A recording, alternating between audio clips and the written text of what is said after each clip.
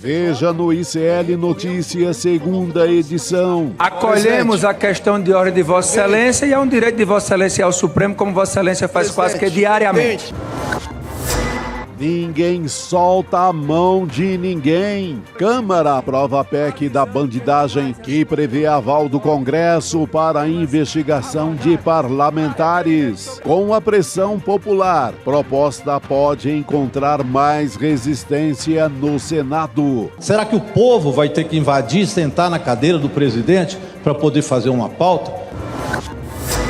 De volta para casa. Desculpa aqui que eu tô muito mal, desculpa não, tá? Diagnosticado com câncer de pele, Bolsonaro recebe alta de hospital.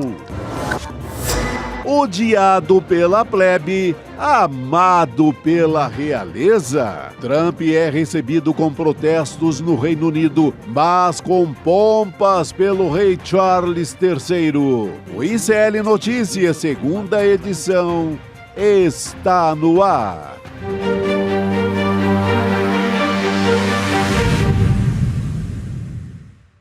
Olá, boa tarde. Seja muito bem-vindo, seja muito bem-vinda. O ICL Notícias, segunda edição, está no ar, ao vivo, nos canais do Instituto Conhecimento Liberta, também Eduardo Moreira, no canal da Voz Trabalhadora no YouTube. Boa tarde para você que nos ouve pela Web Rádio São João, em Quixadá, no Ceará, na Rádio Cultural, na cidade de Torres, nessa região, no Rio Grande do Sul. E também boa tarde, além da nossa audiência aqui, para o meu queridíssimo Chico Sá. Boa tarde, Gabi. Apostos boa nessa tarde para a nossa grande audiência. E como diz nosso amigo Rodrigo, boa tarde para você que mora no país. Neste país. E para quem não mora também. Que país louco, viu, meu amigo? Para quem não mora no país, mas está acompanhando as notícias do lado de cá, porque tá difícil, mas parece que tem contornos novos dessa terça-feira do pacote de maldades, né, Chico Sá? O mais maluco é assim, essa gente pensa em tudo, em anistia, em criar ali um escudo e se proteger de qualquer eventual e futuro processo na justiça, mas ninguém pensa em fazer, nem que seja por 5 minutos, algo para os trabalhadores, para quem precisa de governo, né? Algo por saneamento, algo por baixar a cesta básica, isentar imposto de renda. Ninguém pensa nisso, só é uma tara maluca pela tal da anistia e uma tara infernal por se proteger, por nunca... eles querem ser uma casta acima de todo o país, né? Aqui ninguém chega, aqui a justiça não chega. Nessa blindagem, que na verdade é bandidagem, é um horror. É isso aí, Chico. Além de não chegar, eles ainda querem fazer tudo isso na surdina, por baixo dos panos, por meio de votação secreta e tudo. Só para trazer algumas informações aqui, porque a gente vai direto para Brasília. Então, a Câmara dos Deputados aprovou ontem essa proposta de emenda à Constituição, que a gente está chamando aqui de PEC da impunidade ou PEC da bandidagem. Enfim, é melhor do que chamar de PEC da blindagem, porque é mais profundo que isso, né? Mas essa PEC, ela permite ao Congresso Nacional barrar os processos criminais no Supremo Tribunal Federal contra os parlamentares. Então, para a gente trazer aqui um exemplo bastante concreto, que aconteceu agora com o deputado Alexandre Ramagem, integrante desse núcleo crucial da trama golpista que acabou de ser condenado, ele não poderia ser condenado, de acordo com essa PEC. Então, nesse texto, eles estão tentando resgatar, tem muitos parlamentares argumentando isso, inclusive o presidente da Câmara, Hugo Mota, que é uma maneira de resgatar a Constituição lá de 88, que tinha um dispositivo que protegia os deputados de responderem a esse processo. E era um contexto de retorno à democracia depois da ditadura. Em 2001, esse dispositivo foi derrubado, teve pressão popular para isso, e essa proposta, agora com esse novo texto, foi aprovada por 314 votos favoráveis e 168 contrários. Eu dei aqui um pouco de contexto para a gente diretamente conversar com a nossa Heloísa Vilela, acompanhando tudo muito de perto lá em Brasília. Elô, boa tarde para você. Se é que isso é possível, né, minha amiga?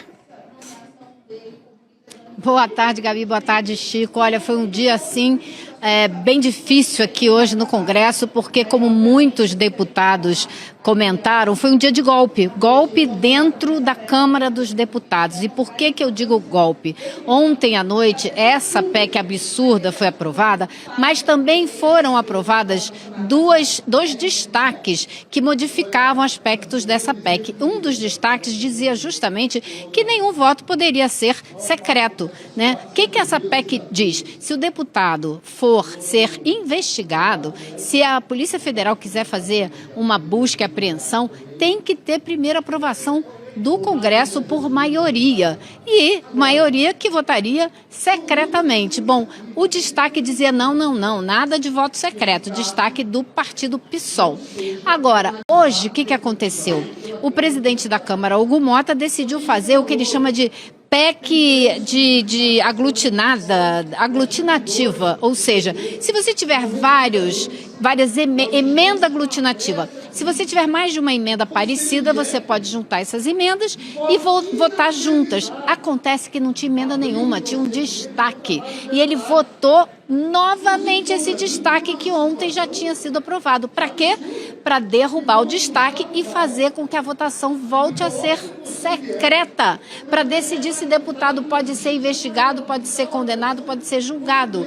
Aconteça o que acontecer, cometa o crime que cometer. Então, isso assim, foi aprovado pela maioria hoje, mas provocou muita reação aqui dentro, tanto da Câmara como do Senado, porque, lógico, é um absurdo sem precedentes. Eu só queria acrescentar, Gabi e Chico, que essa manobra, esse golpe que o Hugo Mota deu hoje no Congresso, fazendo essa emenda aglutinativa, isso só foi usado uma vez aqui dentro dessa casa. Quem me contou isso foi o deputado Chico Alencar, que tem muitos anos de história aqui dentro.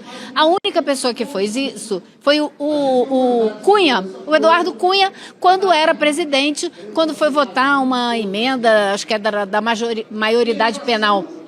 Ele fez exatamente isso, essa tal dessa emenda aglutinativa que não existia. Então, e o Cunha, que hoje foi visto passeando aqui pelos corredores, e que outros deputados lembraram hoje dentro da Câmara que ele é o antecessor, o pai, o grande exemplo, digamos assim, do atual presidente Hugo Mota. Que loucura, né?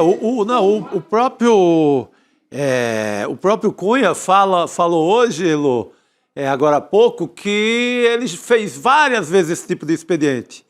Então o Hugo Mota está com um bom mestre, né? E está cumprindo a risca. Espero que isso comprometa pelo menos a sua futura eleição. Que o povo da Paraíba, na hora de votar, lembre-se da cachorrada que ele está fazendo, né? Cachorrada com todo perdão aos vira-latas desse país, porque, pelo amor de Deus, tudo que é manobra, tudo que é maquiavélico, esse presidente da Câmara está fazendo, sabe? Sem habilidade, só vota o que não interessa a economia popular, que não interessa ao povo, que não interessa a dona de casa, que não interessa a ninguém, sabe?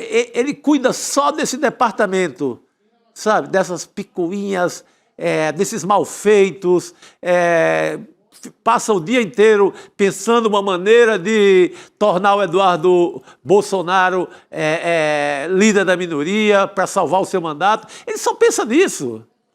Pelo amor de Deus, cara. Aliás, já que você falou do Eduardo Bolsonaro, Chico, vou até sair da frente aqui, acho que vocês veem esse pessoal reunido aqui. Está tendo uma entrevista coletiva agora do deputado e líder do PT, Lindbergh Farias, com a deputada do PSOL, Fernanda Melchiona, e eles estão apresentando aqui agora o levantamento de 400 mil assinaturas pela cassação do Eduardo Bolsonaro, porque ele está até hoje no exterior tramando contra o país e ganhando dinheiro como se nada estivesse acontecendo. Então eles fizeram esse abaixo-assinado, que tem 400 mil assinaturas já, e estão apresentando hoje isso aqui com todas as assinaturas impressas. Vocês têm ali uma pilha de papel enorme com as assinaturas.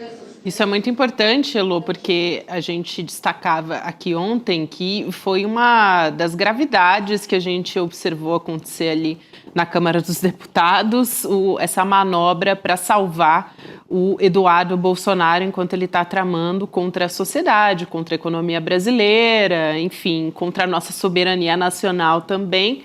Então, a gente vendo uma movimentação, né, uma resposta a isso, porque eu acho que isso que é o mais importante, né? A gente não pode observar isso de braços cruzados e simplesmente entender que, né, isso até eu estava observando, Chico e Elô também, a gente já vai voltar a falar da PEC da impunidade, mas o quanto as pessoas, elas realmente ficam assim com um desalento nas redes sociais, né, Sim, Chico? porque não tem limite. Eles resolveram... Porque antes tinha pelo menos um medo, assim, não, vai repercutir na opinião pública, vai sujar aqui pra gente, vamos maneirar um pouquinho, vamos tirar um pouco o pé do acelerador. Não, agora não tem mais limite.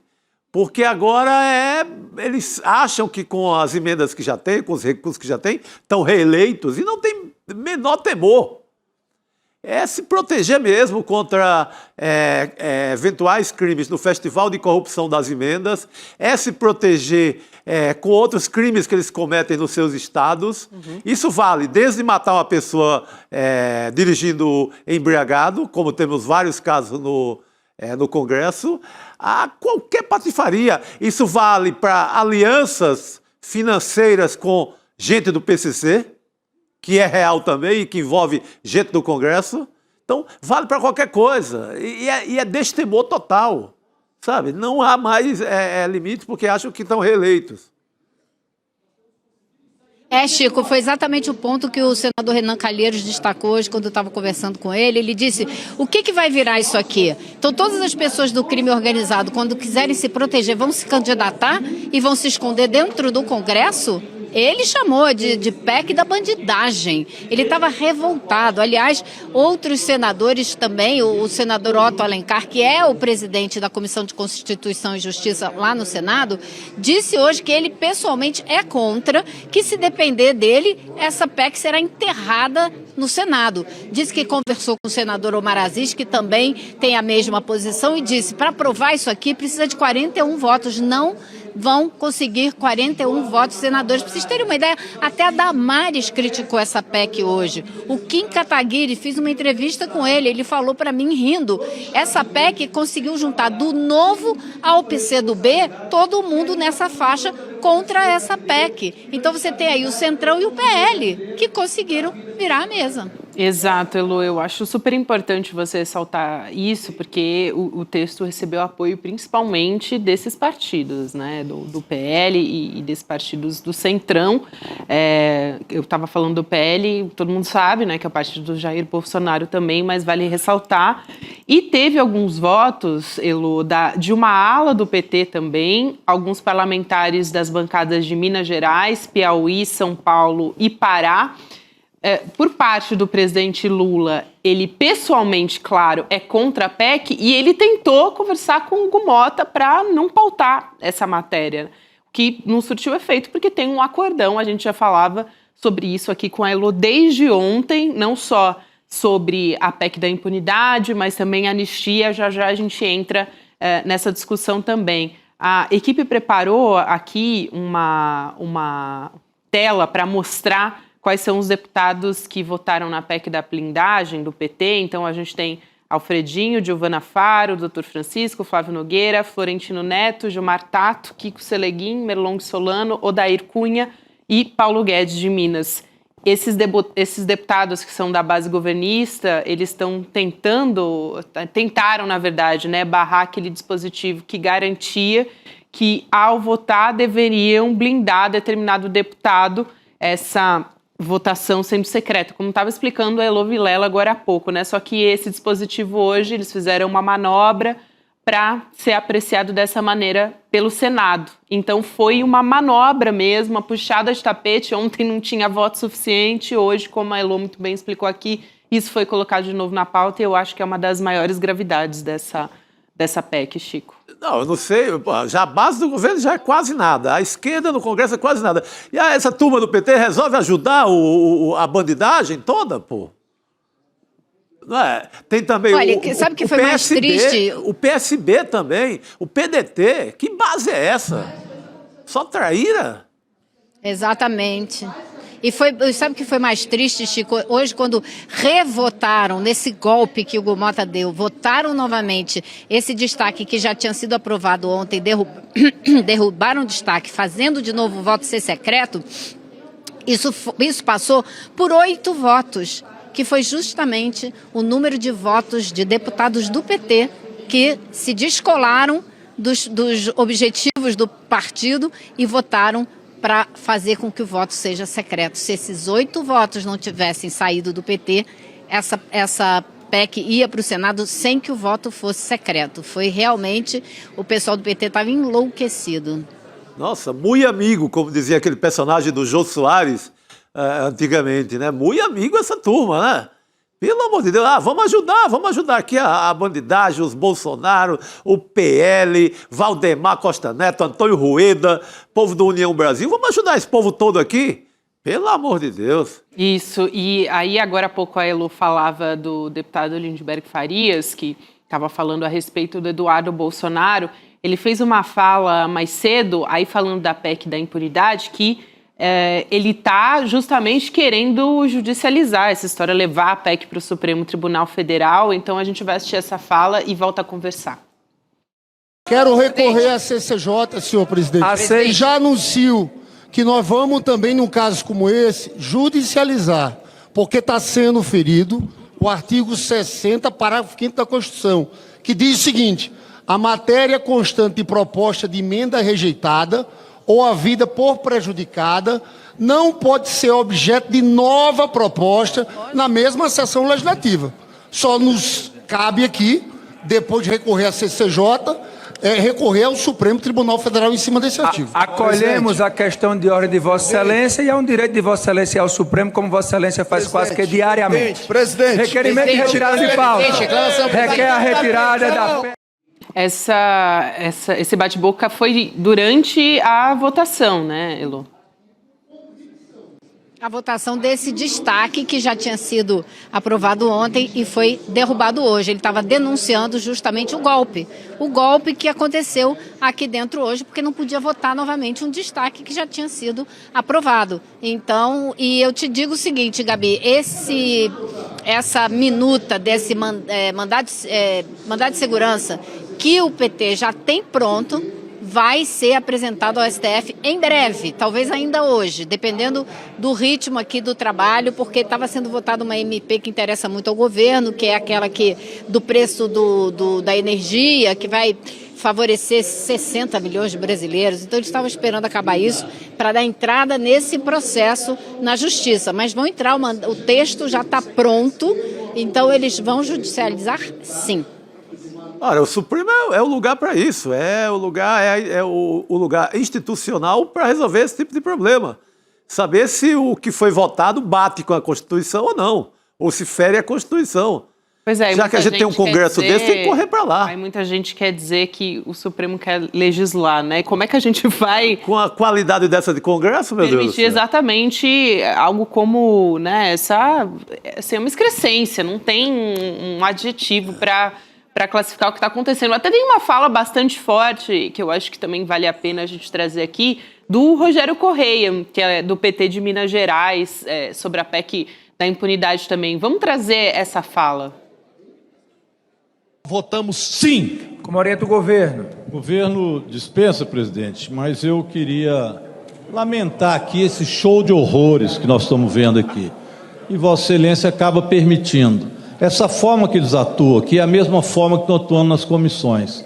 Ali eles estão de parabéns, eles invadiram a mesa outro dia, sentaram na cadeira de Vossa Excelência, conseguiram a pauta que eles queriam.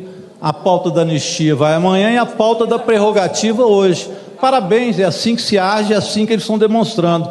Infelizmente, projetos que nós estamos precisando para o povo, o senhor não coloca para votar. Cadê o projeto do imposto de renda para isentar até R$5.000? Da jornada 6x1, será que o povo vai ter que invadir, sentar na cadeira do presidente para poder fazer uma pauta? Sinceramente, ouvir essas ofensas todo dia e o presidente e a mesa não fazer nada é lamentável, porque mostra que é uma Câmara desqualificada, que vota blindagem sim. Um deputado vai poder bater na mulher e nós não vamos poder entrar contra ele com processo. Você é santo, né? Se está cansado, vai embora e deixa o suplente assumir. Está Se encerrada bater a na votação. mulher, nós vamos votar para ser preso. Preso se bater na Sim, mulher. 332, não 117. O requerimento foi aprovado. Bater na mulher, eu conheço muitos aí que estão com processo na justiça porque bateram na mulher. Um deles, aliás, e foi um voto que estava na mão do Fux no STF, bateu na mulher por 40 minutos. Quem quiser pesquisar sobre isso, nós estamos quase proibidos de falar porque esta pessoa processou o ICL. Mas é só procurar que acha quem bate em mulher. Tem gente aqui que usa chapéu o tempo todo e que tem denúncia de mais de uma mulher contra ele também, né? Então, a violência também, contra a mulher é comum. Contra a jornalista também. Agora eu achei, gente, essa fala do Rogério Correia perfeita, porque a gente está vendo um presidente da Câmara que foi desafiado, desrespeitado com aquela invasão da mesa da Câmara, com as pessoas sentadas no lugar dele, o Zé Trovão colocando a perna na frente, impedindo a entrada do Hugo Mota, e é justamente com esses deputados que ele está legislando, que ele está coordenando as ações aqui dentro. Então, acho que é isso mesmo, acho que o jeito é a população invadir a mesa da Câmara, sentar no lugar dele, para exigir que se votem as pautas que interessam à população, porque acho que vai ser o único jeito, né? Acho que só assim, viu, Elô? Só com um grande protesto na porta, de porta adentro, porque ele está enrolando ali, né? Enrolando o governo o tempo inteiro, o Hugo Mota, não coloca para votar, que é a principal pauta, a principal bandeira do governo Lula, do Haddad, esse ano, é a questão da isenção para quem ganha até 5 mil, que isso é uma pauta que transformaria a economia do país, né? Vai beneficiar de cara assim, 10 milhões de trabalhadores, e isso ele não coloca para votar. Ele fica ali fazendo essa pauta da bandidagem, da blindagem, por aí vai, da patifaria. Enquanto isso, também abrindo uns caminhos para discutir a outra impunidade, que é a impunidade dos golpistas. Eu acho que a gente tem dois projetos, né, de impunidade no paralelo, que é essa PEC que chamam de blindagem ou da bandidagem, e tem a proposta da anistia também. O Hugo Mota, ele até prometeu pautar a urgência da votação da anistia hoje, ainda não foi colocado em pauta, mas isso é importante a gente ficar bastante vigilante. E nos bastidores o que se diz é que ele está tentando equilibrar ali, porque ele quer fazer um acordo com quem quer defender o Bolsonaro, né? Enfim, uma anistia para o Bolsonaro, e ao mesmo tempo não quer desagradar o governo.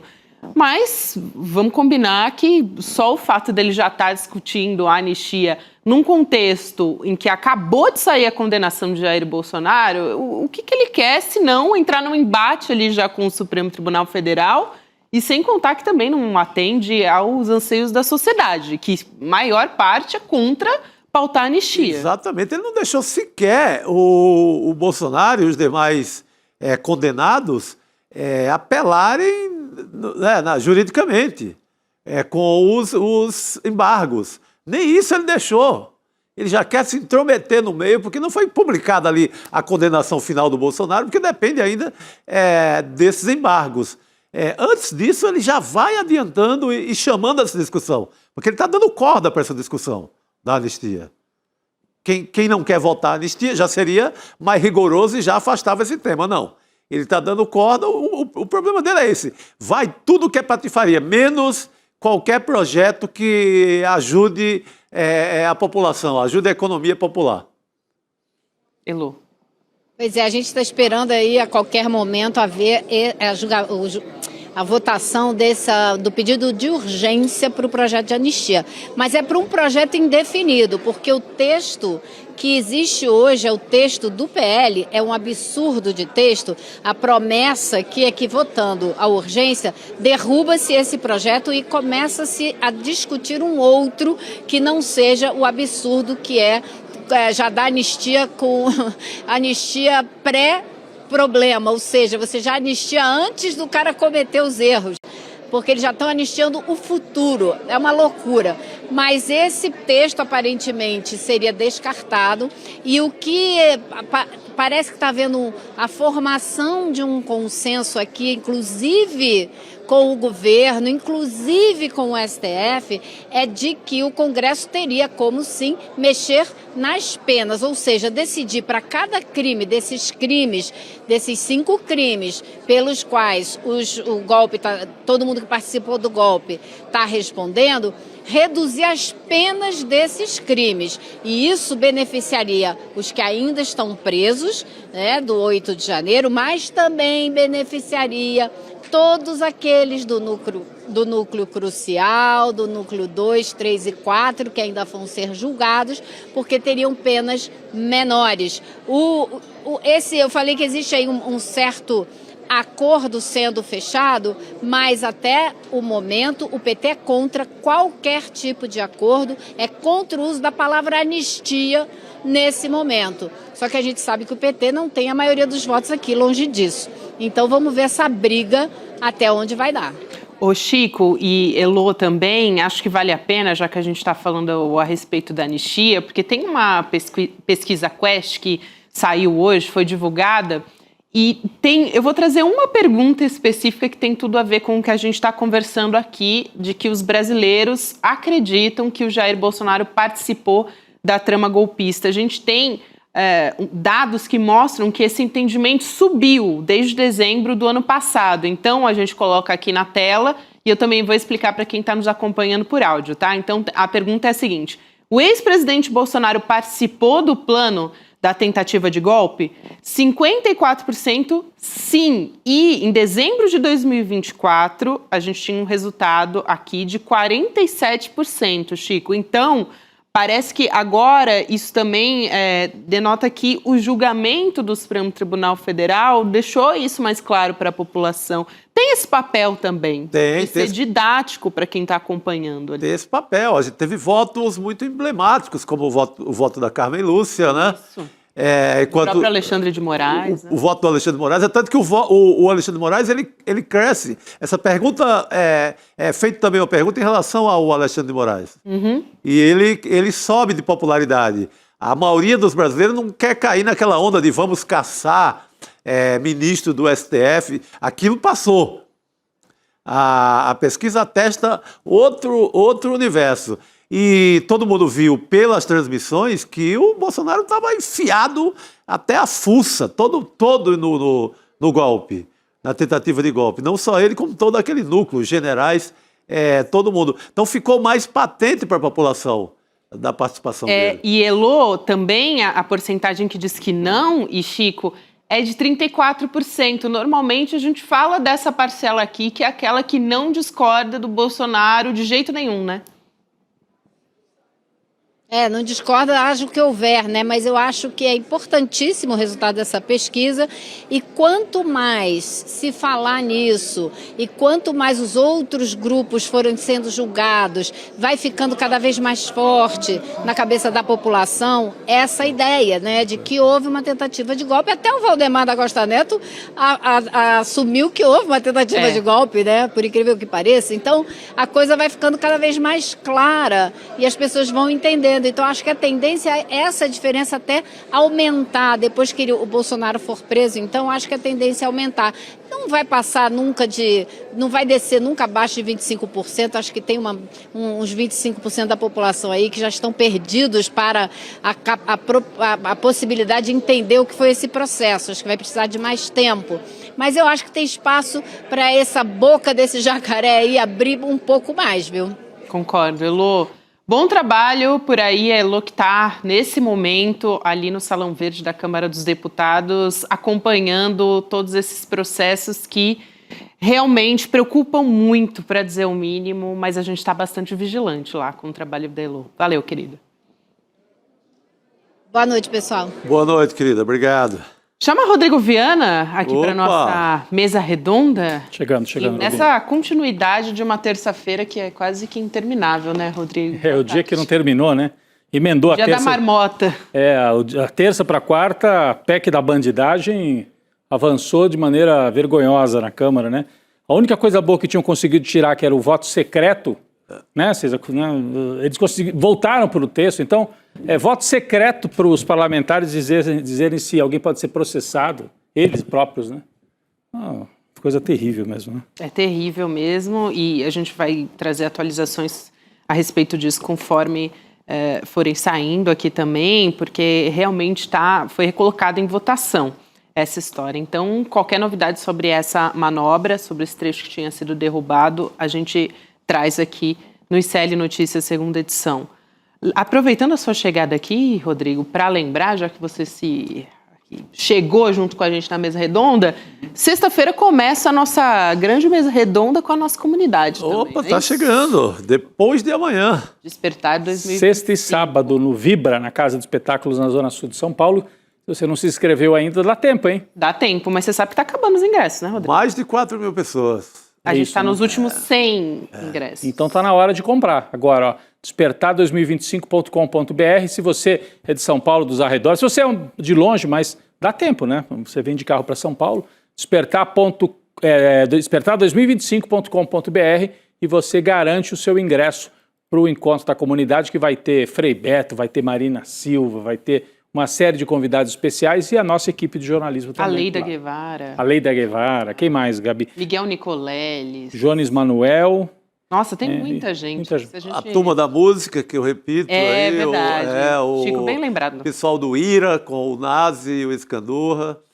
Tá sortido a parada. Vem forte. O ministro a Bela Gil. A Bela Gil. Vai repetir, o ano passado ela teve também.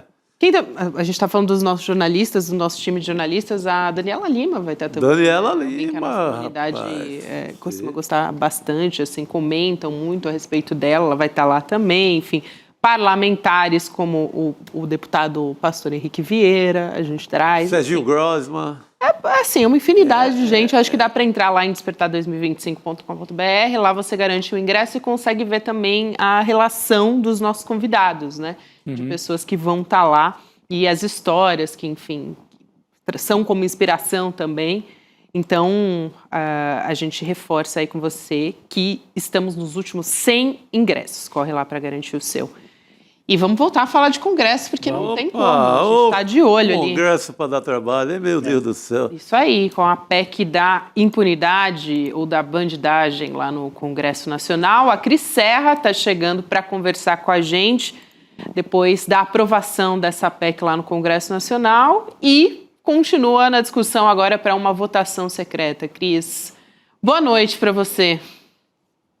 Boa noite, Gabi, Rodrigo, Chico. Olha, um dos momentos, eu acho que mais vergonhosos do Congresso Nacional se equipara a alguns dos momentos mais vergonhosos que esse Congresso já viveu. Isso é difícil até qualificar, né? Assim, encontrar um nome que defina a canalice embutida nessa PEC, né? É a PEC das facções, na verdade, né? Isso aí... esse Congresso atual, e eu digo isso com até com tristeza profunda, e fazendo a seguinte ressalva, né? Muita gente diz assim, mas o Congresso é o retrato da sociedade brasileira, é a casa da democracia. Este Congresso não representa a sociedade brasileira, até porque ele foi eleito ainda naquela onda de ódio bolsonarista. E quem se elege hoje, que está neste Congresso, né, grande parte dele, pelo menos, é quem tem muito dinheiro, né? São os partidos que têm muito dinheiro para fazer as campanhas dos seus parlamentares. Então, tem sim muitos parlamentares importantes que cumprem o seu trabalho, que se elegem com muita dificuldade, né? Mas tem uma distorção nessa representação da sociedade em função disso tudo aí de tudo que eu mencionei. Então, já é um Congresso com uma composição muito ruim para o país, muito ruim. Já é um Congresso de costas para a sociedade. Com essa PEC, quer dizer, na próxima eleição, a gente está acostumado a falar de Congresso assim, bancada do boi, bancada da Bíblia, bancada da bala. No próximo Congresso que foi eleito, com essa esse liberou geral, né, que querem com essa PEC, a gente vai ter, muito em breve, a gente vai se referir assim ao Congresso Nacional, a bancada do PCC, a bancada do Comando Vermelho, você vai ter as bancadas das facções, porque as facções, sabendo que um parlamentar eleito, né, tem toda essa proteção, né, tem essa impunidade, essa garantia de impunidade total.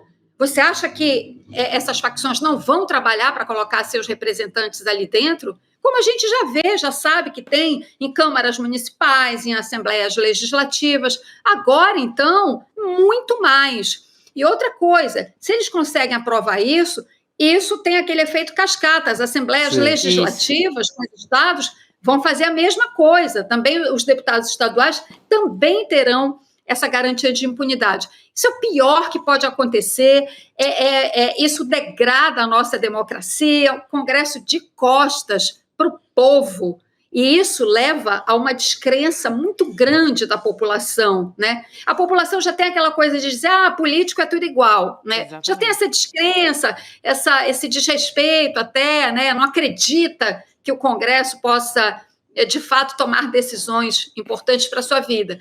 Com isso, então, com a aprovação disso aí, né, bom, ainda vai passar pelo Senado. Isso piora muito mais, né? A população passa a desprezar muito mais, né, uma instituição, infelizmente, porque isso contamina a imagem da instituição, passa de respeitar uma instituição que, de fato, é um pilar da democracia, mas que está sendo atacada por dentro, pelos próprios deputados. Fundamental, Cris, essa sua fala, só trazendo aqui informação de que a PEC agora ela está aguardando a votação no Senado. Esse dispositivo, eu estava falando aqui da votação secreta em análise, na Câmara já foi aprovado esse dispositivo de abertura dos processos contra os parlamentares, né, passando por uma votação secreta, portanto, de cada um desses parlamentares, mas o Senado tem que referendar. Porque foi o seguinte, ontem, votação em 2 turnos. No primeiro turno foi aprovada, né, foi aquele rolo compressor e aprovaram. Aí houve muita gritaria nas redes, críticas, inclusive no noticiário da noite de ontem. E aí no segundo turno da votação, já de madrugada, foi retirado esse dispositivo de que as votações seriam secretas. De qualquer maneira, teria que ter autorização, mas tiraram a ideia de que fosse secreto. Hoje, numa manobra com participação pessoal do Hugo Mota, voltaram a colocar o dispositivo original do primeiro turno. Portanto, deputados e senadores, pelo que está aprovado, só podem ser processados se houver autorização com votação secreta.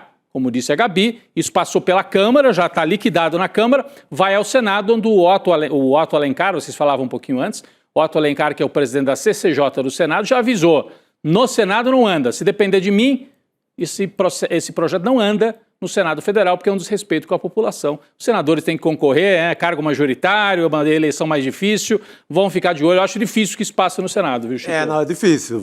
Estamos nas mãos do Senado. Mas assim como no caso da anistia, né? Como na anistia também. A Cris tocou no a questão do efeito cascata disso. Imagina, nas 27 assembleias legislativas, a festa que não vai ser das facções. É muito mais fácil para o PCC, para o Comando Vermelho, investir ali, fazer 5 deputados estaduais para toda a sua cúpula. É melhor do que qualquer coisa. É o caminho mais barato. Não vai ter mais Marcola no Presídio Federal. Vai ter Marcola na Assembleia Legislativa. São Paulo, se for o caso. São Paulo. Então, vai ser muito fácil. Para que eu vou tentar, por outras vias, me proteger se eu tenho uma Assembleia Legislativa, que é muito fácil? Por isso que eu acho quem tem uma grana feita uma organização criminosa, eu elejo ali, coloco minha cúpula inteira lá dentro. Concordo totalmente. Ninguém toca. Por isso que eu acho que... Essas pessoas, esses parlamentares, vão fazer as leis. Isso. As próximas leis seriam feitas por esses parlamentares criminosos. Então, olha o tamanho do buraco que está se abrindo, sabe? Agora, isso, gente, não me surpreende numa Câmara que tem como presidente Hugo Mota. A gente falou disso aqui várias vezes. Não podia dar certo um presidente da Câmara como Hugo Mota, sabe? Ele acha que está mostrando força, na verdade ele está mostrando fraqueza, fragilidade. Ele está na mão dessa gente desde que eles fizeram aquele motim, né? E agora ele tenta, ao dar andamento a essa excrescência, que é essa PEC, ele tenta se firmar de alguma forma com esse bloco, com essa, novamente, excrescência que é essa aliança centrão-extrema-direita, né, aprovando isso. Na verdade, ele está cada vez mais se fragilizando ao ficar nas mãos dessa gente. É por isso que eu acho que tem até um debate aqui entre os nossos jornalistas, como chamar essa PEC, né? A PEC da blindagem. Eu acho um nome pomposo demais. É PEC da bandidagem. É PEC da bandidagem. Porque é isso que o Chico falou, é para proteger a bandidagem. Seja diretamente a bandidagem do PCC em São Paulo ou no Acre, né? O PCC é forte em vários lugares do Brasil hoje, na Amazônia, seja o Comando Vermelho no Rio de Janeiro ou as outras facções. E também para proteger a bandidagem que deu um golpe de Estado, tem todo o golpe de Estado. Tá, gente, agora é decisão do judiciário. Eles são criminosos, organização criminosa, chefe da quadrilha. O Bolsonaro é um quadrilheiro, é para proteger quadrilheiro, os quadrilheiros do partido do Bolsonaro. Então é PEC da bandidagem o que foi aprovado na Câmara dos Deputados e eu espero que o Senado tenha o juízo de barrar isso, não permitir que isso avance para o bem da democracia brasileira. Agora, também tem um outro lado, uma leitura política, que eu tentei fazer rapidamente no ICL Urgente mais cedo. Olha, o bolsonarismo e o Centrão estão gastando capital político nessa operação aí. Sim. O Centrão já dá, assim, para eles isso faz parte do jogo, mas para o bolsonarismo, que se apresentou em 2018 como antissistema, isso, para mim, a médio prazo é a morte. É o desgaste, sim. Olha, não tem. Que antissistema é esse que quer proteger deputado e senador? Não tem mais nada mais sistema do que isso no Brasil. Né? E o PL 100% com o voto secreto, né? 100% nessa última votação do voto secreto. Quando a gente olha para a relação dos partidos, quem votou como, vale a pena dizer, claro, que também a gente teve ali 8 votos, sim, por parte do PT também, que é aquela parcela que a gente falou, poxa, não precisa de inimigos, então, com uma base governista, né, com parlamentares.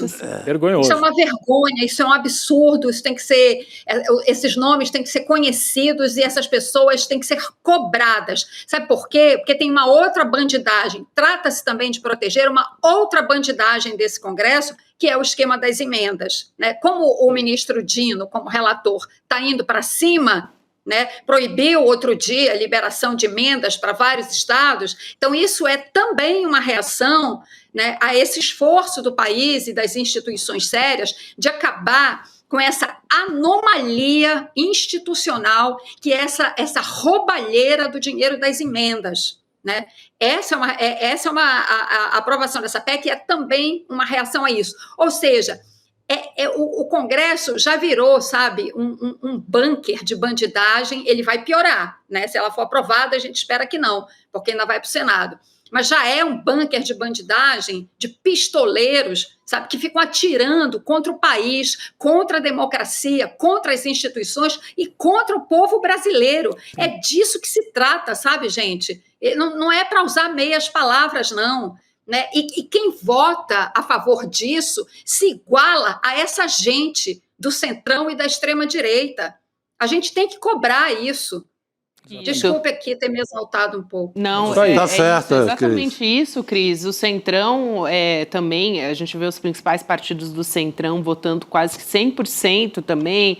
Tem União Brasil, PP, Republicanos, enfim, uma série de partidos, mas isso que a Cris falou sobre o ministro Flávio Dino, só para reforçar, foi aquela notícia que a gente discutiu muito essa semana, que estava causando preocupação nos parlamentares, de quase 700 milhões de reais em emendas que foram, que o Flávio Dino decidiu suspender por ver indício de crime.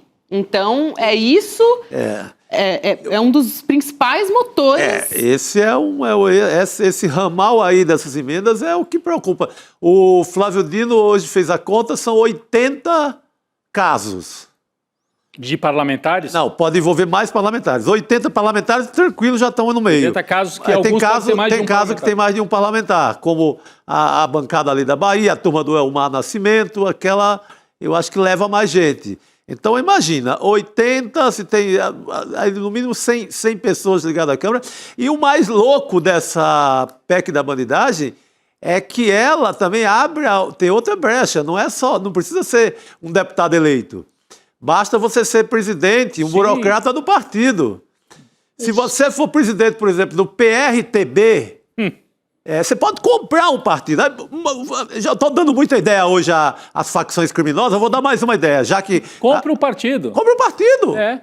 Compra um pequeno partido, igual o que o Collor se elegeu lá em 90, nos anos 80.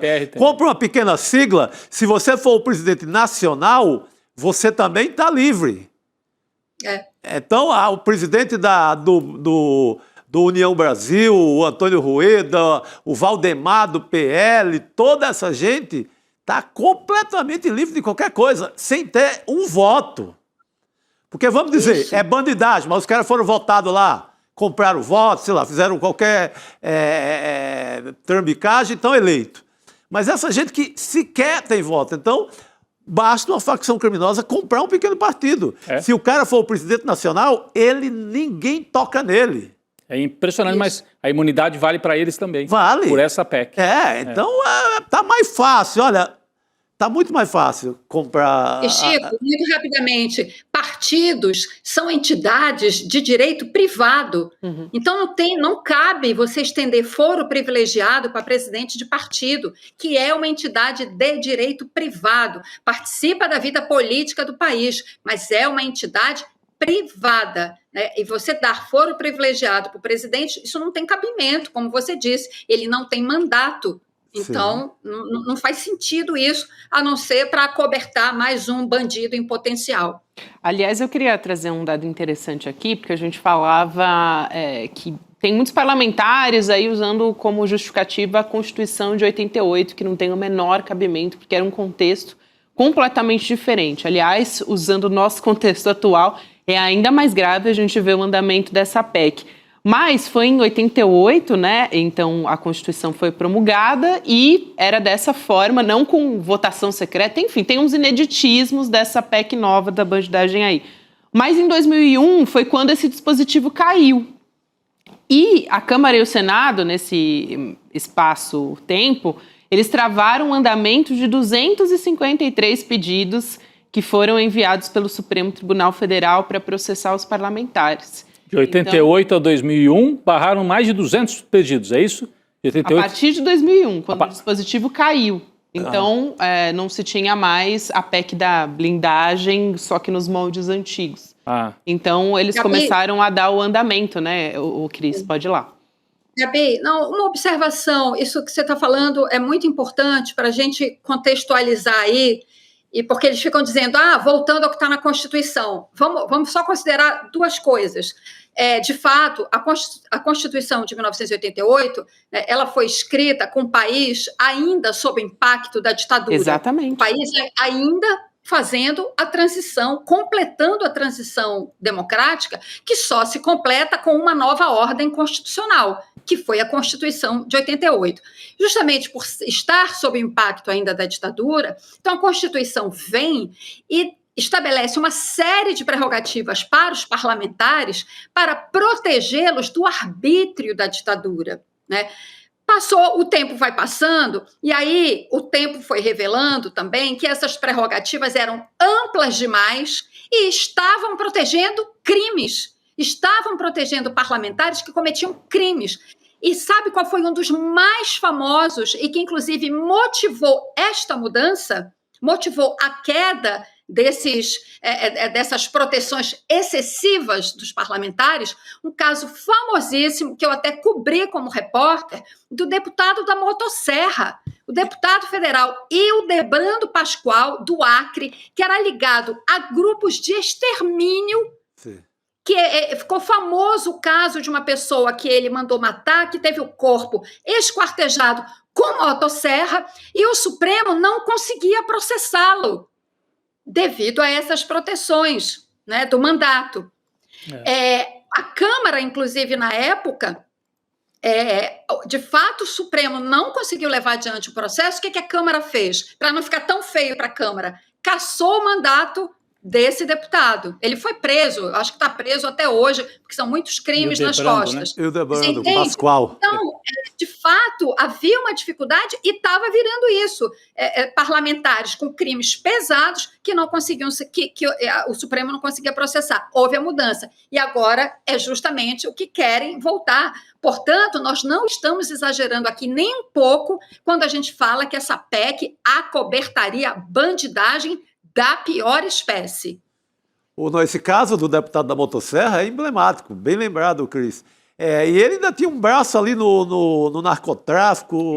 Isso. Não é? Então é esse tipo de gente. Por exemplo, a Flor de Lis, com essa PEC agora, estaria solta, leve para matar outro marido, digamos assim. Estaria florescendo a vontade. A Flor de Lis estaria completamente à vontade para repetir o seu crime. É esse tipo de gente que vai usufruir daqui para frente. É isso. Mas não vai passar no Senado, não vai passar. A gente vai continuar acompanhando. Tomara. História.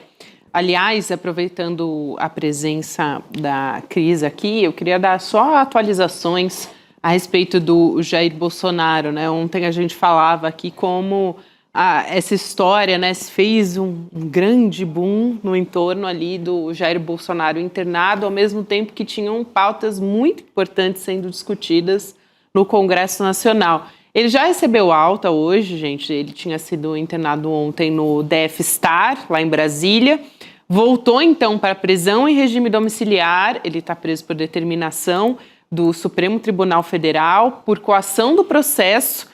E ele tinha apresentado ontem alguns mal-estares, né? Queda de pressão, tontura, vômitos, e agora a gente tem um laudo de diagnóstico do Bolsonaro de um quadro de carcinoma, que é um tipo de câncer de pele, que é um câncer comum, é menos agressivo e ele não precisa de tratamento adicional, o que quer dizer que ele já pode continuar com o tratamento que ele vinha fazendo.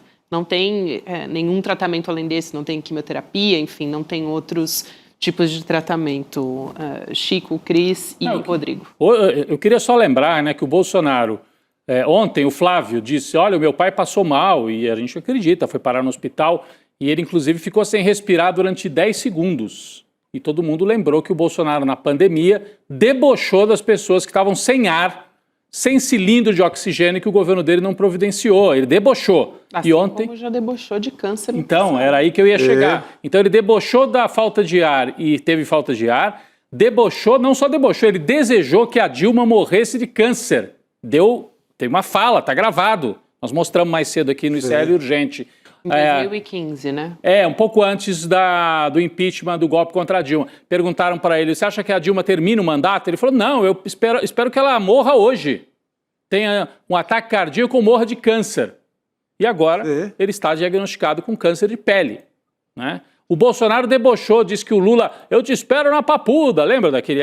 E agora dizem que o maior pavor do Jair Bolsonaro é ir para a Papuda. Então, dá muitas voltas, um cara que brincou, debochou, né, maltratou os brasileiros e agora está sentindo a hora dele chegar. Eu não torço para ninguém ter câncer, muito pelo contrário, mas ele torce. Ele torceu para Dilma ter câncer e agora está com câncer de pele.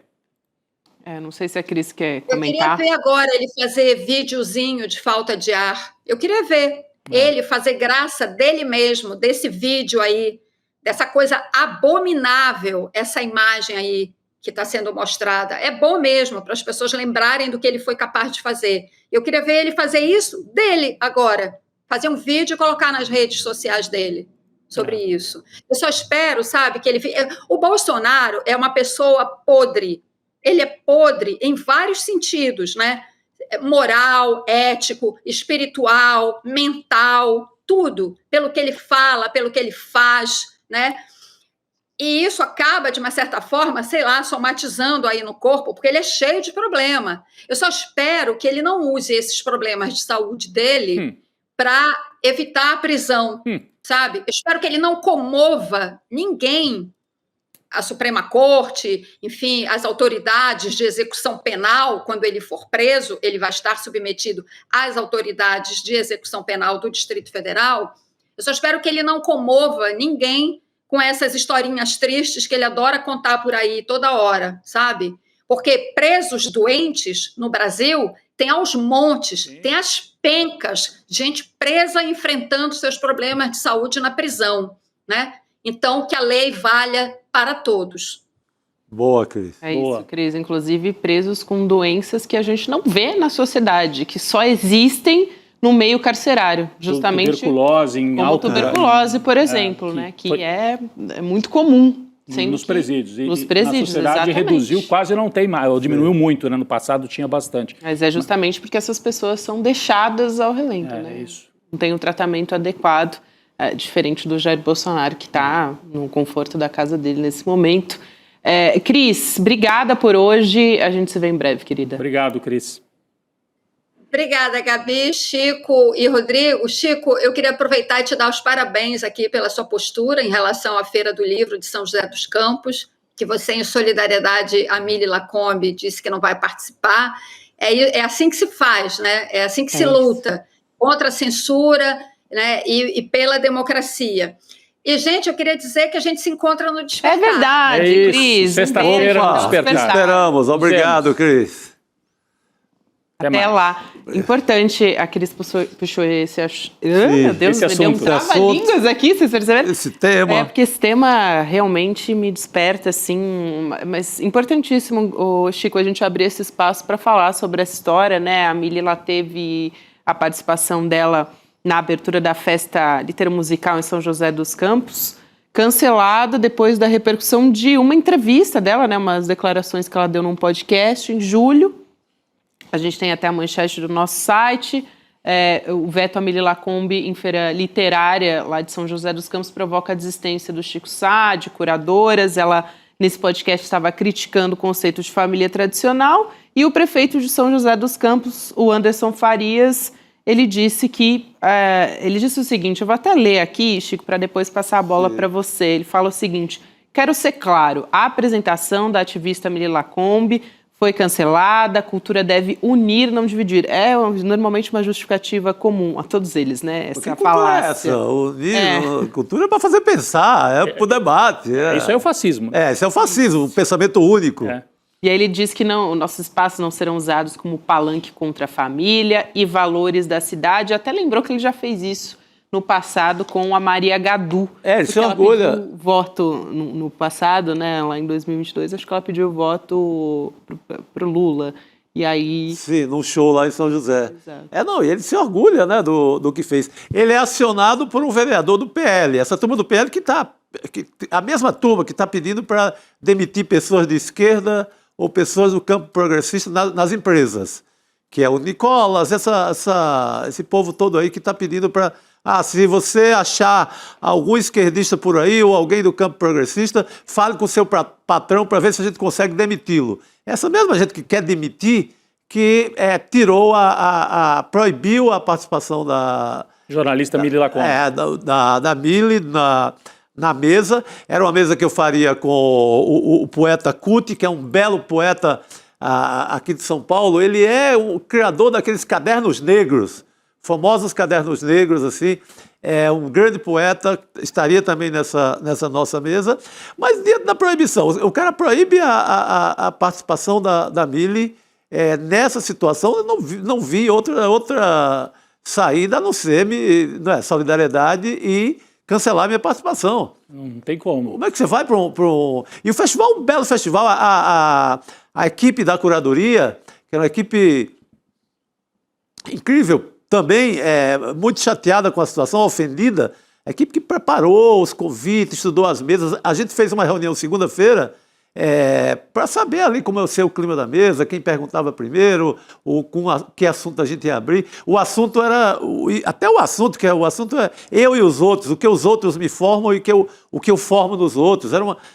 Puta debate aberto para qualquer um ir lá, inclusive o vereador que poderia proibiu, ir lá e questionar. Exatamente. Mas não, os caras proíbem, retiram, né? Tiram a Mili da mesa. E o que me chama a atenção, Chico, parabéns também pelo seu gesto, né, de não participar dessa mesa. A Mili Lacombe, talvez, não sei se todo mundo conhece, mas jornalista importante, escritora, né?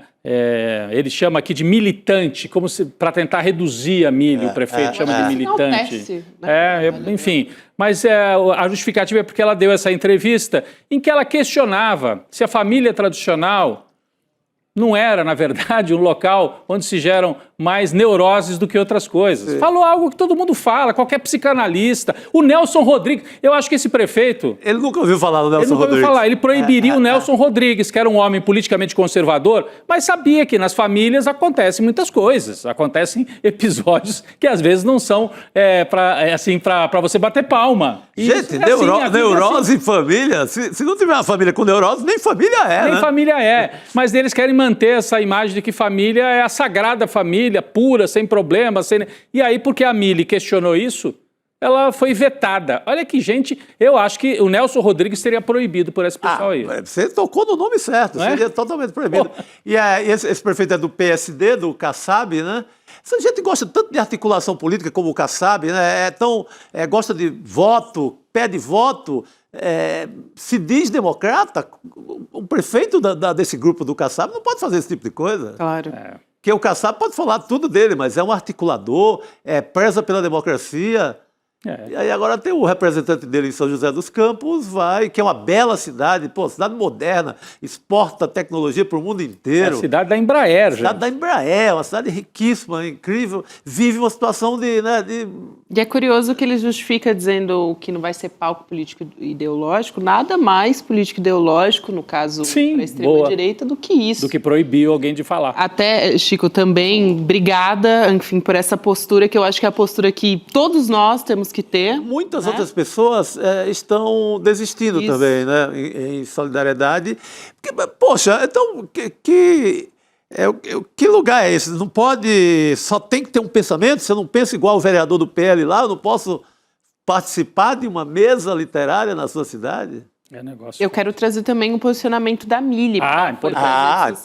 Por favor, ela antes de tudo. Que, inclusive, abriu caminhos para muitas mulheres no esporte, que é um meio muito masculino.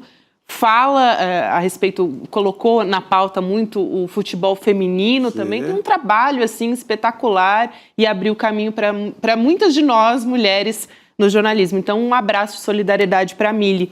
Mas ela foi dizer nas redes sociais, ela fez um post no Instagram dizendo o seguinte: é uma pena que a gente esteja vivendo esse tipo de autoritarismo, essa falta de capacidade da gente entender que a disputa da ideia de família, desse conceito de família, ele é central para a construção de uma sociedade menos violenta. Achei fundamental aqui essa fala dela. Muito bom. Né? Porque é realmente isso, né? E coloca uma família como se fosse... assim, vamos dizer que essa é a maneira correta, né, de existir de uma família. E se você acha que essa é a melhor, a tradicionalíssima, faça a sua. Claro. Agora não impeça os outros de viverem de outro jeito. É que nem o sujeito que fala, não, eu sou contra casamento entre pessoas do mesmo sexo. Não case com uma pessoa do mesmo sexo. Basta isso. Agora você vai querer dizer que não pode. Então, gente, é um atraso de vida, mas infelizmente fazem isso porque dá voto, né? Tanto que eu nem cito o nome desse vereador, porque ele quer voto. Ele quer voto. E ele vai conquistar voto ali com... Porque tem um nicho que vai aplaudir. Que vai aplaudir isso. Mas não dá para citar o nome desse sujeito. É isso. E que bom que a gente tem pessoas como o Chico Sá, como as curadoras e outras pessoas que também estão deixando de participar. Essa resposta que a gente tem. É o mínimo, né? É o mínimo, né? É uma resposta mínima isso, Chico. Mas que bom. E viva as curadoras, assim, a feira, o pessoal que organizou, show, nota 1000. Elas não têm responsabilidade nenhuma. Não, aí foi uma decisão do prefeito atendendo, o prefeito cassabista atendendo um prefeito do Valdemar Costa Neto. Digamos assim, para não ficar só nos nomes da província, né? Tá bem. Seguimos aqui, eu queria também, já que a gente está falando de literatura e de projetos que valem a pena, de ressaltar aqui que a nossa revista digital semanal já tem mais de 15 mil assinaturas. Que salto! Rodrigo? No fim de semana eu falei com o Chico Alves, ele falou que estava indo de 3 mil para 5 mil, já chegou a 15 mil. A última vez que eu soube, 8 mil, agora já, que maravilha. É isso aí que a gente vai trazer, já está trazendo, na verdade, porque ela já foi lançada, mas tem jornalismo profundo, críticos, enfim, a cara do ICL, a revista Liberta, para a gente entender o Brasil, discutir o mundo também, além dessa superfície, né, de notícias superficiais. Então, nessa primeira edição, que a gente traz são artigos de diversas pessoas aqui do nosso time, mas também de fora, né? Grandes pensadores, enfim. Então, a gente tem... não sei se dá para a gente colocar na tela a nossa primeira capa, que foi a capa do Aroeira, né? Que foi, assim, belíssima. Depois a gente traz aqui, acho que não está na mão. Mas se você ainda não faz parte, vale a pena entrar no nosso canal gratuito do WhatsApp, também pelo link icl.com.br/canal e assinar, né? Fazer parte dessa...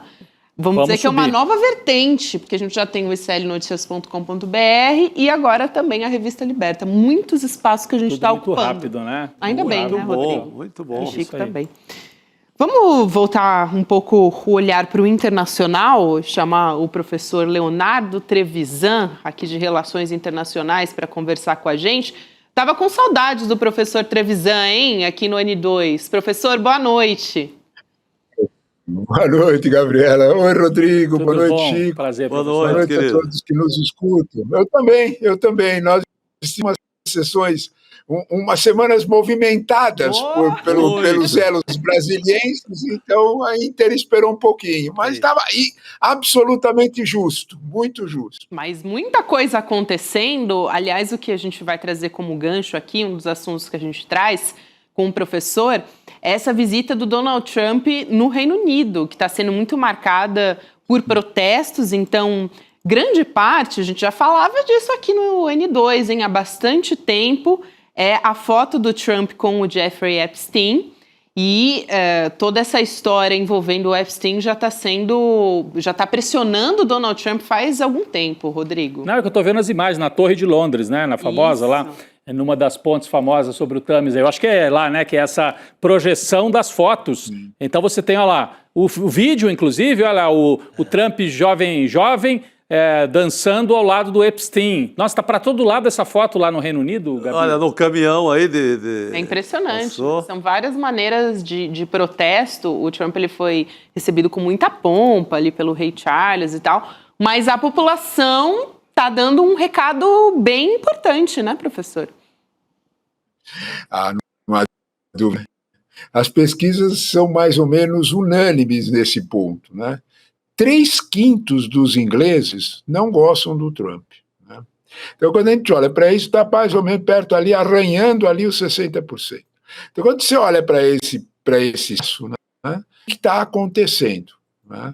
O Trump foi convidado, sabe, numa situação muito especial, viu, Gabriel? Ele foi convidado numa viagem, quando começou esse episódio todo das tarifas, e a Inglaterra, o Reino Unido, estava especialmente assustado. Motivo: o Reino Unido virou as costas para a União Europeia, imaginando que o seria recebido assim com grandes promessas pelos ingleses americanos. Nada disso aconteceu, nem mesmo com Biden. Tá? Se, além de não ser bem recebido, as tarifas subissem muito para os produtos ingleses, especialmente aço, a Inglaterra especialmente mantém suas siderúrgicas pelo consumo americano, pela compra americana especial, deslocada, e Trump ameaçou taxá-la como a todo mundo em 25%, Stammer foi para Washington e fez um pedido especial para Trump, né? Isso foi em fevereiro. No meio do pedido, né, tem uma matéria do New York descrevendo de forma variante, no meio do pedido ele saca uma carta do paletó, que é o convite do rei, né, para que Trump faça uma segunda visita de gala, visita de Estado. tem uma praxe muito curiosa no Império Britânico, né? Ou no que sobrou dele, né? Se você Rodrigo, no que sobrou, né? Vamos devagar, né? Então, a praxe é a seguinte: quando um presidente americano é reeleito, a visita de Estado, se ele fez uma visita de Estado no primeiro mandato, né? Quebrou-se essa tradição, porque a Inglaterra está precisando muito, muito de manter o mercado americano. Esse é o ponto. Os ingleses olham para certos comentários do Trump, inclusive em relação à Inglaterra, e não esquecem. É isto, de alguma forma, a crítica. Chama atenção a União passa a fotografia, né, dele. Lá na Torre de Londres é forte. Passar no carro significa que está nas camadas, está para baixo da Torre de Londres. Né? Isso tem um sentido, sim, e é bem forte no contexto inglês. Isso não é para a gente, de alguma forma, tratar como um mero protesto. Tem muito a ver com uma reação da sociedade britânica a certas frases que Trump já disse sobre a Inglaterra. Bom, o senhor falou que a Inglaterra precisa muito do mercado dos Estados Unidos, né? Porque a Inglaterra saiu da União Europeia, né? Então tem dificuldades ali. Então precisa, e é uma aliança que vem desde a Segunda Guerra Mundial. E com o tarifaço, em relação a isso que o senhor estava dizendo, só para explicar aqui para a gente, do ponto de vista econômico. Primeiro de tudo, é isso mesmo, Rodrigo, é o tarifaço. Porque a Inglaterra tem uma série de produtos que ela consome especial, sem ações nos Estados Unidos. O primeiro deles é o aço, mas não é só. Né? Principalmente a indústria química, que é forte da Inglaterra dentro do contexto europeu. Quando rompeu naquela loucura, eles não perceberam que aquilo ia custar. Uhum. De algum modo, o sonho era que os Estados Unidos comprassem. Eles compraram alguma coisa, mas não seguiram. Se as tarifas vierem fossem muito fortes, como era no aço, para cima da Inglaterra, a Inglaterra ficaria em situação difícil. É bom a gente não lembrar que a Inglaterra não consegue crescer desde que saiu da União Europeia. É preciso ter isso claro. A Inglaterra acumula umas sequências de crise econômica, uma sequência de recessões. O governo inglês tem pouca arrecadação, ele não tem atividade econômica, ele não tem recurso para manter o estado de bem-estar social inglês. A crítica aos conservadores era exatamente essa. Não, estamos vivendo fora do mundo inglês normal. Passou para os trabalhos, não tem recurso. É esse o problema. Os trabalhistas têm maioria no parlamento, uma maioria brutal de mais de 400 votos em 650, e não consegue pôr a política dele em prática, falta recurso. E os recursos vinham de uma Inglaterra que era acoplada a uma economia planejada dentro do contexto europeu, do qual a indústria química era a grande fornecedora para a Europa. A Europa disse, tá bom, você não quer mais a gente, não compramos de vocês. Felicidade para a indústria química do norte da Europa. A Noruega substituiu e eles imaginaram bater na porta dos Estados Unidos. Estavam tentando isso. Se viessem as tarifas, a situação deles ia ficar bem difícil, porque a concorrência, tanto com a indústria química europeia como com a indústria química asiática, seria brutal para a Inglaterra. Uhum. Daí, o rei Charles escreveu uma carta, daí o Keir Starmer ir lá fazer uma atitude de bajulação para levar essas duas coisas para lá. Na visita mesmo, o que conta, viu, Gabriela, não é a ida, esse é o ponto essencial, não é na ida ao palácio e tudo mais, é a conferência amanhã, a conferência em Chequers, entre o primeiro-ministro e o Trump, para discutir exatamente se ele consegue o favor. A gente está com uma interrupção aqui, parece que na internet, a gente vai resolver essa questão e a gente volta a conversar com o professor Trevisan. Deu para pegar ali no final da fala, que é a conferência em Chequer. Com os industriais, né? Exatamente. O que interessa para o pessoal na Inglaterra não é tanto a pompa ali com a rainha, né? Com a rainha, não com o rei. A rainha já se foi.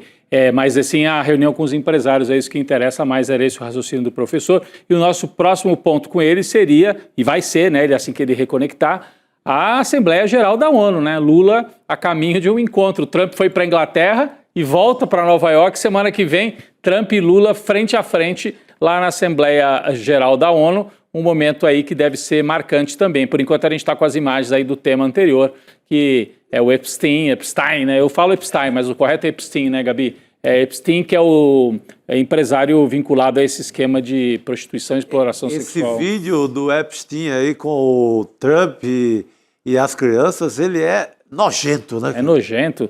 Puta, que cara nojento. Impressionante que isso não abale mais ainda a popularidade do Trump nos Estados Unidos, né? Mas está abalado até com os conservadores. A ala mais radical dos republicanos. Divide um pouco ali a ala mais radical, mas isso era para não deixar nenhum presidente em pé, né? Aliás, porque ele fez a campanha eleitoral dele, em parte, acusando os democratas de terem vínculos com o Epstein, né? Tinha umas histórias do Bill Clinton e de outras lideranças democratas e artistas simpáticos aos democratas. E aí a gente descobre que, na verdade, o Trump era o grande amigo do Epstein, né? Então é de uma hipocrisia, assim, é um nojo, como disse o Chico Sá aqui, mas parece que, por enquanto... Não, abalou um pouco, né? Abalou um pouco a popularidade, mas não tanto assim. Fala, Gabi. Isso. Vamos chamar o professor que estava concluindo, né, esse raciocínio de que tem uma conferência que é o que a gente tem que prestar atenção, né, professor? Sim. Se você puder, por favor, retomar para a gente entender. Retomo, sim. O que nós tínhamos foi algum pirata que entrou aqui e sabotou a nossa... Vai lá saber as forças secretas do Trump. Mas mistérios. Tudo bem. Vocês foram falar para ele e ele ficou bravo. Pronto, já deixou... Deixa brincadeiras de lado, o que a gente tem de fato é que a visita que os ingleses mais querem é a visita de amanhã, né? Fazendo seu papel, de chamar o palácio, tudo isso, não é? Mas o alvo é amanhã. Amanhã tem uma reunião em Chequer, que é a residência de verão do primeiro-ministro, em que o Trump vai receber um pedido especial, o Rodrigo já adiantou também, dos industriais ingleses para que os Estados Unidos não taxem a Inglaterra. Porque a Inglaterra provavelmente é superavitária com os Estados Unidos. E isso vai deixar, quando as regras vierem forte disso, pelo Departamento do Tesouro, provavelmente os produtos ingleses serão taxados. É aí que está o medo, né? Porque a probabilidade de sobreviver a indústria britânica sem o apoio do mercado americano é muito baixa. Então é preciso... essa visita toda tem essa razão de ser, né? Manter aquilo que na Inglaterra é muito comum de ser dito, a nossa amizade com os primos ricos, né? Eles têm uma atitude de meio desprezo com esses primos ricos, mas eles têm muito interesse no dólar americano. Então, quando nós olhamos para esse quadro, né, a visita de amanhã é definidora. É bastante provável que Trump vai cobrar muito caro da Inglaterra esse tipo de apoio, né? Eu faço talvez uma visão, né, de que o apoio inglês à causa palestina até setembro vai ficar meio problemático com a reunião de amanhã. É só pensar um pouquinho, né, que a gente vai ter uma ideia de que algumas causas que os trabalhistas ingleses vão abraçar, Trump vai exigir um recuo, né, para manter a ajuda econômica, para manter o mercado aberto, principalmente o siderúrgico, né? Se o mercado inglês receber alguma dádiva que todos os outros são 25%, o mercado inglês receber, por exemplo, 15%, isso vai ficar um apoio brutal ao aço inglês.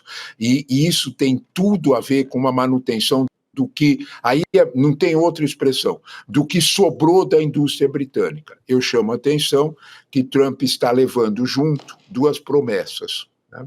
Uma promessa de um apoio de 30 bilhões da Microsoft e o investimento de 8 bilhões do Google na Inglaterra, né? Isso vai depender muito de que a Inglaterra aceite as condições que os Estados Unidos vão impor.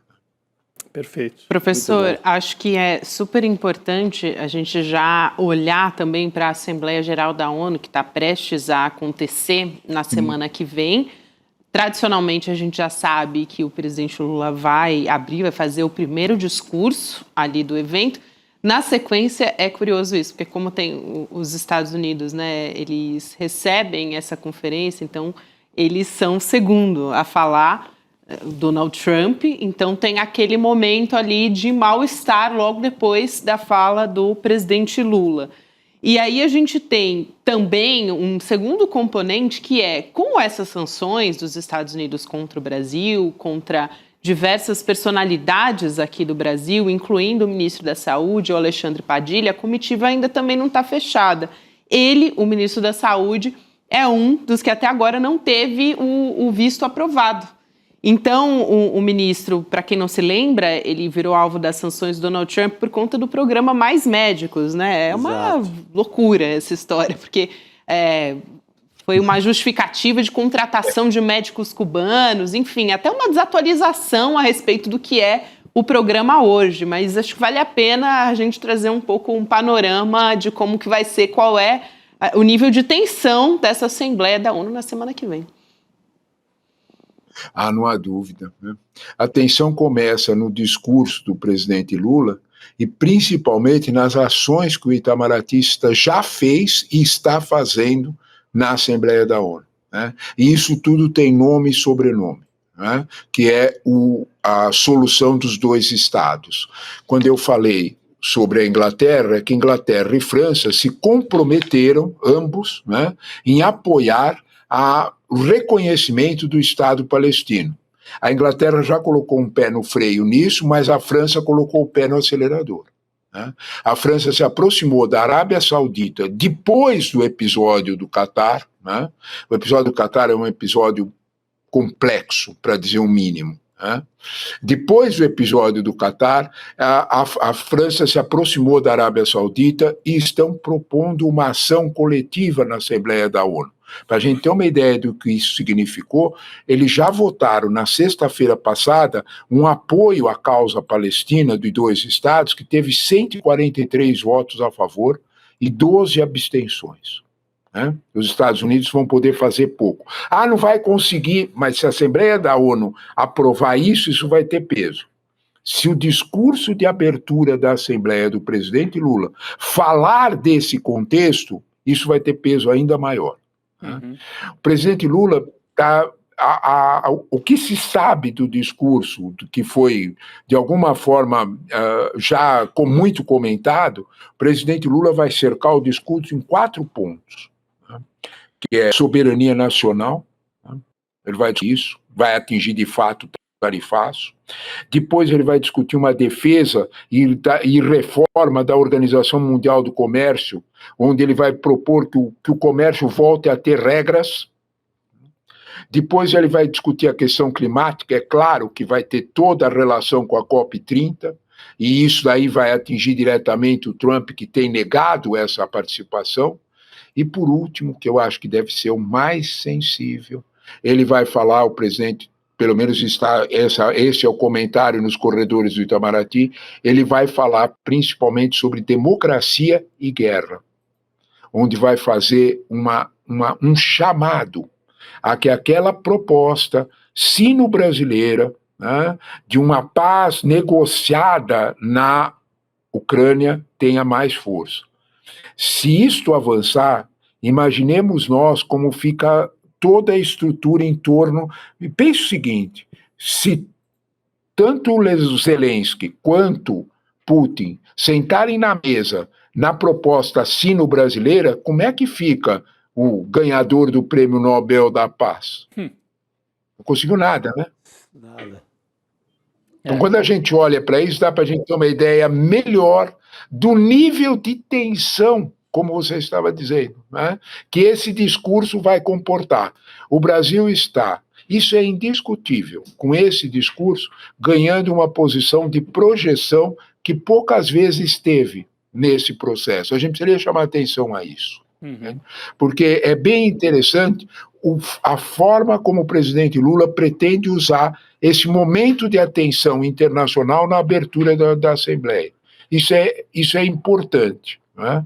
É claro que o pano de fundo de tudo isso é a proposta de reconhecimento do Estado palestino com toda a tragédia de Gaza. Isso de alguma forma, vai estar bastante presente. Perfeito. Professor, eu quero muito agradecer a sua presença aqui no SL Notícias segunda edição. Como eu disse, a gente estava aqui com saudades de dessa trazer aula. informações. Esse giro pelo mundo, né, com tanta sabedoria. É isso, e análises do professor Trevisan. Obrigada, até a próxima. E na próxima semana ele já vem com a análise do que foi o discurso do Lula. Quarta-feira que vem já é o pós-discurso. E nós conversamos geralmente na quarta, é isso mesmo. É isso aí. Eu que gosto muito dessa conversa. O tom da conversa com o Chico, Rodrigo e contigo é muito legal. A gente consegue fazer a cachola funcionar um pouquinho. Isso muito é bom. Está de bom tamanho. Obrigado. Obrigado, amigos. Um abraço. Obrigado, professor. Está de bom tamanho para quarta-feira. Mas vai ser um drama interessante, né? O professor Trevisan, ele prende a gente também. Prende, ele criou, eu fiquei imaginando. Vai se criando um clima terrível. Não, porque ali, e essa linha que os dois vão passar pela mesma salinha. O Jamil Chad chamou a atenção para isso também. Pode até não ficar um tempinho ali, colar ter aquela troca de olhar, mas tende a ter. Tem. Vai ter coisa pra caramba para a semana que vem aqui para a gente discutir. Muito bom. Não só no Brasil, mas lá fora também a gente vai ter desdobramentos. Isso aqui tem a ver com a gente aqui também, a partir desse discurso do presidente Lula. Agora, Chico e Rodrigo, queria chamar a atenção que amanhã no N1 a gente vai ter... Assim, olha... Uma bomba, hein? Não dá para perder o N1 amanhã. Não dá. E não é pouca bomba, não. Não é pouca bomba. E Célio vai trazer com exclusividade uma reportagem investigativa. Está em andamento há quase um ano. Sim. O Leandro Demore, o César Calejon, o Flávio VM Costa e a Alice Maciel, nossos jornalistas que mergulharam num tema bastante espinhoso, que são os negócios escusos entre os chefes do Centrão e do PCC. Então... os donos desses partidos, agora a gente falava muito do Centrão aqui, que estariam envolvidos até o pescoço com lavagem de dinheiro do escândalo da Faria Lima PCC. Essa história que também deu uma boa movimentada. Quando a gente falou aqui a semana inteira dessa PEC da bandidagem, vem essa matéria amanhã, não foi uma coincidência do destino, porque faz mais de um ano que o ICL apura essa história. Teve uma prévia, né, algumas semanas atrás. Eu vou até dar a dica aqui. Teve uma prévia, mas dessa vez veio com mais elementos e com o principal denunciante dando as caras. Dando as caras. Ele vai falar em on, como a gente diz. Nitroglicerina pura, para lembrar o Geneton Moraes Neto. Nitroglicerina. Entrevista amanhã e análise e informação, trazendo esses detalhes entre chefes importantíssimos do Centrão, dos partidos aí do Centrão, ligados com crime, segundo esse denunciante que você vai assistir amanhã. Então, todos os detalhes você acompanha amanhã no N1. Fica ligado a partir das 8 horas da manhã. Há mais novidades no ar do que os aviãozinhos das organizações criminosas. Aviãozinhos, é isso aí. É isso aí. Boa, Chico. A gente traz também, a partir de agora, às 7 horas da noite, hoje é dia de provocação histórica aqui. Então, o professor Lindener Pareto vai conversar com o Samarone Lima, grande professor Samarone, é um estudioso de ditadura, autor de um bom livro um excelente livro sobre a Operação Condor, que saiu pela Objetiva, é um grande cronista, meu amigo Samarone Lima, que coisa boa vê-lo aí. Amigo de Chico Sá só pode ser um bom prosador. Opa, esse é bom, esse é bom. Eu não sou nada, mas Samarone, olha... Aqui a chamada do Provocação Histórica é Memórias da Resistência contra a Ditadura. Então a gente acompanha isso que ele entende muito. Ele é baseado nele, essa peça que tá com a Andréa... Meu Deus do céu. Beltrão? Andréa Beltrão. Agora que está em cartaz, se não me engano, no Teatro da FAP. Lei de Tempestade? Lei de Tempestade, baseado nas histórias do Samarone. Então acompanhamos. A partir de agora. Com Lindenberg Pareto. E amanhã de olho no N1. A partir de 8 horas, denúncia bombástica. Rodrigo, Chico, boa noite a todos e até amanhã. Até amanhã. Fala pessoal, tudo bem? Leandro Demore aqui para dar uma notícia incrível. O ICL tem sua própria revista digital, a revista Liberta, um novo espaço de jornalismo profundo, crítico, com a nossa cara, feito para quem quer entender o Brasil e o mundo além da superfície. Na revista Liberta, você vai encontrar os maiores articulistas e colunistas com análise sobre política, cultura, atualidades e, claro, muito pensamento crítico. Esse vai ser o nosso espaço semanal de reflexão em profundidade. Faça agora mesmo a sua assinatura. Acesse icl.com.br/revista. E se você já é aluno ou aluna de algum curso do ICL, tem um benefício especial para fazer parte disso com a gente. Um desconto exclusivo para garantir a sua assinatura. Revista Liberta é o ICL em profundidade.